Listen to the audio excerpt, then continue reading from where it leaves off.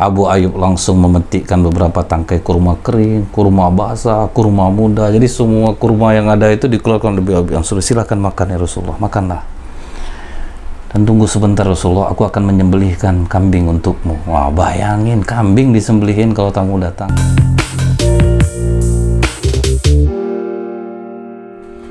A'udzubillahi minasyaitonirrajim. Bismillahirrahmanirrahim. Assalamualaikum warahmatullahi wabarakatuh. Innal hamdalillah nahmaduhu wa nasta'inu wa nastaghfiruh wa na'udzu billahi min syururi anfusina wa min sayyiati a'malina may yahdihillahu fala mudhillalah wa may yudlil fala hadiyalah. Asyhadu an la ilaha illallah wahdahu la syarikalah wa asyhadu anna Muhammadan abduhu wa rasuluh. Allahumma shalli wa sallim wa barik ala hadzal nabiyil karim wa ala alihi wa sahbihi ajmain. Kaum muslimin muslimat dimana saja berada yang semoga senantiasa dirahmati oleh Allah. Kali ini kita akan mengenal tentang Abu Ayyub Al-Ansori, di mana rumahnya dijadikan Rasulullah tempat tinggal sewaktu beliau berada di Madinah. Dia ini adalah orang yang pertama-tama masuk Islam ketika Bai'at Aqobah. Jadi di antara yang 70 orang itu salah satunya adalah Abu Ayyub Al-Ansori. Dan dia ini mengikuti perang-perang seperti perang Badar dan perang-perang setelahnya juga beliau mengikutinya, dan dia juga ikut untuk membangun Masjid Nabawi. Nah, di dalam sebuah hadis Abdullah bin Abbas menceritakan pernah Abu Bakar keluar di siang hari. Jadi keluar siang hari, saat itu matahari sedang panas-panasnya. Umar melihat Abu Bakar, kemudian Umar bertanya kepada Abu Bakar Siddiq, apa yang menyebabkan kamu keluar di jam-jam seperti ini Abu Bakar? Kata Abu Bakar, tidak ada alasan lain yang membuatku keluar rumah Umar, karena saat ini aku dalam keadaan yang sangat lapar. Kata Umar, aku pun demikian Abu Bakar, demi Allah tidak ada alasan lain yang membuat aku keluar, memang aku lapar. Berarti kita sama-sama lapar nih. Kemudian keduanya ini dihampiri oleh Rasulullah SAW, yang waktu itu Rasulullah lewat. Kata Rasulullah, apa yang menyebabkan kalian keluar rumah pada waktu hari ini? Kata kedua sahabat ini, kami keluar karena kami merasakan lapar ya Rasulullah.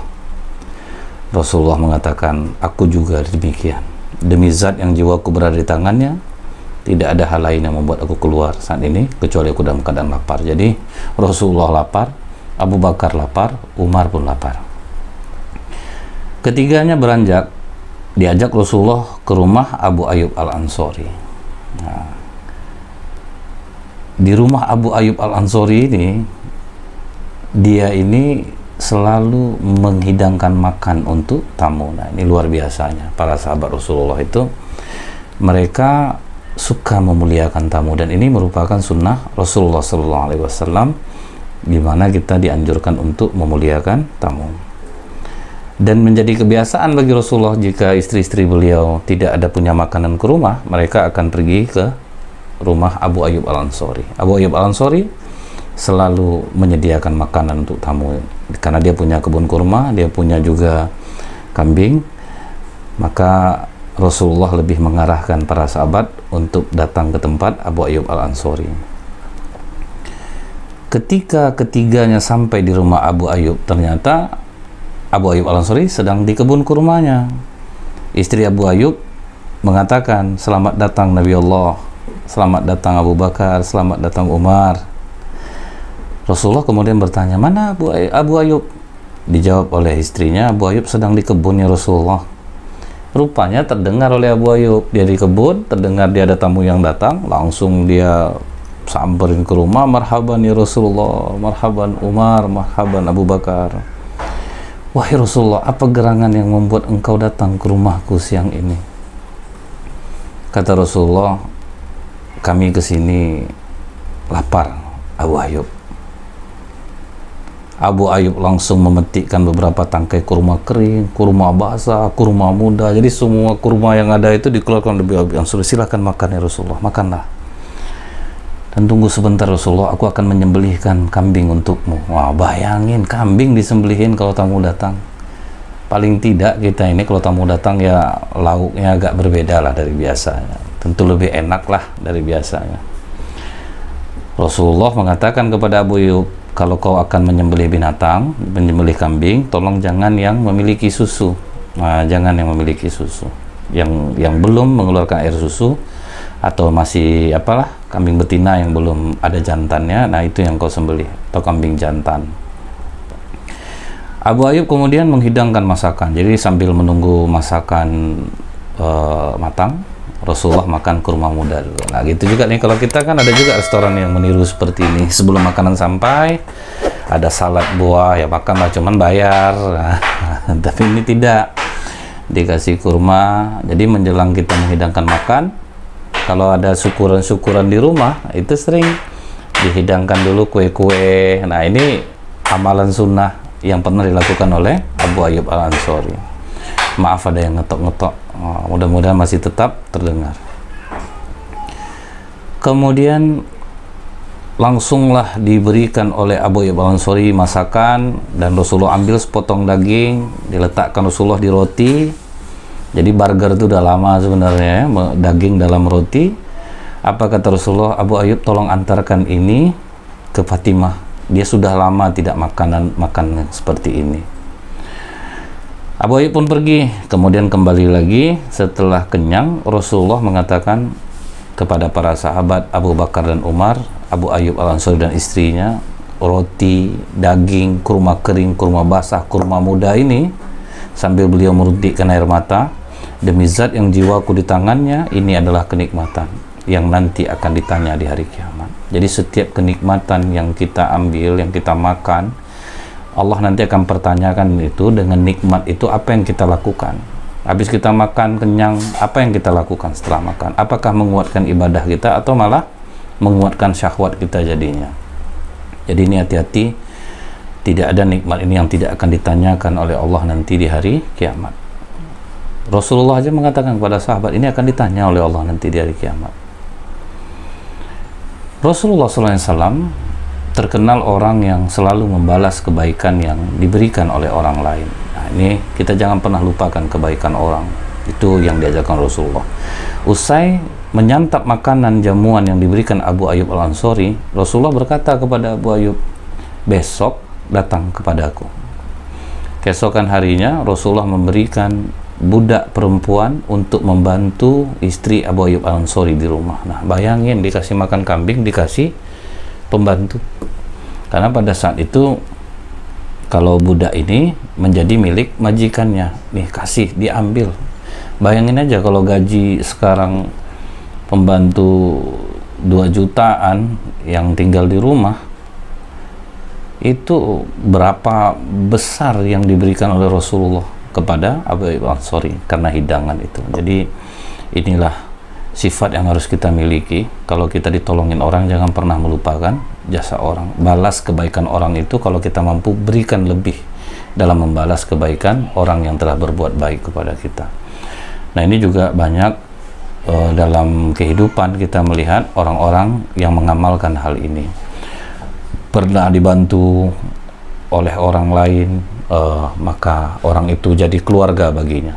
Ketika orang itu susah, dia senantiasa membantunya, walaupun sekali orang itu berbuat kebaikan kepadanya. Jadi ini amalan bagus. Yang sudah mengamalkan ini, pertahankan. Yang belum, jika kita orang berbuat baik kepada kita, maka hendaklah kita membalasnya dengan kebaikan yang serupa atau yang lebih daripada itu.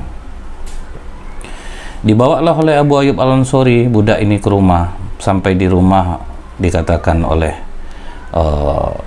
Abu Ayyub Al-Ansori, ini dikasih Rasulullah budak untuk membantu kita di rumah. Rasulullah menyuruh kita untuk memuliakannya. Bagaimana menurutmu? Kalau memang untuk memuliakan, kenapa kita tidak mengamalkan saja untuk membebaskan budak ini? Nah, itu kan pahalanya sangat besar. Membebaskan budak yang pada saat itu, itulah harta yang paling berharga bagi para budak. Dibebaskan, dimerdekakan. Abu Ayyub Al-Ansori dan istrinya membebaskan budak itu. Merdekalah dia jadinya statusnya, dan statusnya jadi orang merdeka, orang terhormat. Itulah kebahagiaan bagi seorang budak. Makanya Wahsy waktu ditawari Hindun, kau bunuh Hamzah, akan kuberikan kau kebebasan. Kan mau dia, karena kebebasan itu mahal harganya. Nah, jadi dia tidak diperintah orang lagi karena statusnya sudah menjadi orang yang merdeka. Nah, ini amalannya besar, membebaskan orang dari perbudakan. Setelah itu, nah, Abu Ayyub Al-Ansari ini terkenal seorang mujahid. Tidak ada satu perang pun di zaman Rasulullah yang tidak dia ikuti. Bahkan setelah Rasulullah SAW wafat, ia tetap menjadi seorang mujahid. Betul-betul yang ditujunya itu adalah syahid di jalan Allah. Nah, perang terakhir yang dia ikuti adalah zaman kekhalifahan Muawiyah bin Abi Sufyan. Saat itu Muawiyah menyiapkan pasukan di bawah pimpinan anaknya Yazid untuk menyerang Konstantinopel. Dan usia Abu Yazid waktu itu 80 tahun. Dia tidak gengsi dipimpin oleh anak muda. Itulah kerendahan hati yang diajarkan oleh Rasulullah SAW. Dimanapun posisi kita, siapapun kita, jadilah kita orang yang di bidang kita itu. Jadi jangan pernah kita berpikir, anak muda mau ngatur-ngatur saya berhenti aja lah perang. Enggak, tetap umur 80 tahun dia pergi. Dan itulah perang terakhirnya, dan dia dimakamkan di Konstantinopel. Di mana Konstantinopel itu? Di Istanbul, Turki. Jadi tepat di Istanbul lah tempat jenazah dari Abu Ayyub Al-Ansari dimakamkan. Nanti akan kita sampai ke sana. Keutamaan Abu Ayyub Al-Ansari selanjutnya yaitu dia ini meriwayatkan beberapa hadis. Salah satunya adalah idza ata ahadukumul ghaita fala yastaqbilil qiblata wala yuwalliha zahrah syarriku au gharribu. Jika kalian hendak buang hajat, maka janganlah menghadap kiblat dan jangan pula membelakanginya, akan tapi hadaplah timur atau ke barat. Jadi tidak boleh menghadap ke kiblat. Dan ini adalah hadis diriwayatkan oleh Abu Ayyub Al-Ansari. Kemudian hadis yang berikutnya, Rasulullah SAW pernah keluar setelah tenggelam matahari. Kemudian beliau mendengar suara. Mereka itu adalah orang-orang Yahudi yang sedang disiksa di dalam kubur mereka. Nah, ini pernah juga Abu Ayyub Al-Ansari mendengar langsung dari Rasulullah bahwa Rasulullah pernah mendengar suara orang-orang Yahudi yang disiksa dalam kubur-kubur mereka. Dan ini adalah hadis sahih. Hadis yang ketiga yang diriwayatkan oleh Abu Ayyub Al-Ansari, tidak halal bagi seorang muslim memboikot saudaranya lebih dari 3 hari. Nah, ini dia. Jadi kita tidak boleh bermusuhan lebih dari 3 hari. Jika bertemu, katanya orang bermusuhan itu keduanya saling cuek. Satu ngadep ke sana, satu ngadep ke sini. Ya, yang terbaik di antara keduanya adalah yang memulai mengucapkan salam. Jadi hindari permusuhan sesama muslim melebihi waktu 3 hari. Nah, wafatnya Abu Ayyub tadi, ini yang kita ceritakan bahwa beliau wafat di Konstantinopel umur 80 tahun. Dia tidak gengsi dipimpin oleh seorang anak muda. Jadi waktu baru sampai di wilayah musuh, dia jatuh sakit. Sehingga dia tidak bisa ikut dalam peperangan. Nah, Yazid menjenguk Abu Ayyub Al-Ansari, kemudian menanyakan, apa keinginanmu? Kata Abu Ayyub Al-Ansari, sampaikan salamku kepada kaum muslimin. Katakan kepada mereka, tempuhlah wilayah musuh sejauh mungkin dan bawa jasadku bersama kalian. Jadi bawa aja lah jasad aku nih, tempuh wilayah musuh, dan agar kalian menguburkanku di bawah kaki kalian di sisi benteng Konstantinopel. Itulah permintaan Abu Ayyub Al-Ansari, dan sampai hari ini kubur beliau itu adalah di Istanbul, Turki. Dan beliau wafat dalam beberapa riwayat disebutkan tahun 55 Hijriah. Nah, Abu Ayyub Al-Ansari seorang sahabat Rasulullah yang senior, yang sangat dihormati. Walaupun sudah sampai umur 80 tahun, tetap keinginan dan berjihad di jalan Allah. Mudah-mudahan ini menjadi motivasi bagi kita. Dan inilah buah dari didikan Rasulullah secara langsung, karena Rasulullah tinggal di rumah beliau, Abu Ayyub Al-Ansari. Subhanakallahumma bihamdika asyhadu an la ilaha illa anta astaghfiruka wa atubu ilaik. Assalamualaikum warahmatullahi wabarakatuh.